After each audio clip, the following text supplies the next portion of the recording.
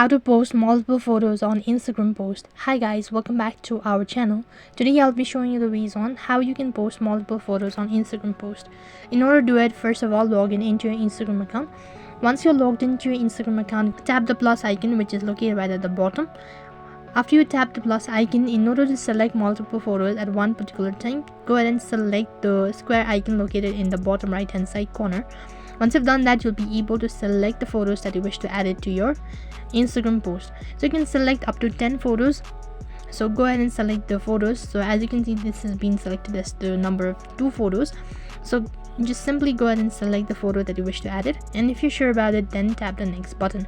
On the other page, it's going to show you all the photos that you've added. So go ahead and select the photo. You can also arrange the photo accordingly. If you want to change the photos place or change the location, you can just drag it and then change the photos location as well. Want to delete it, just long press on it and tap the bin icon from the top right hand side. You'll be able to remove the post.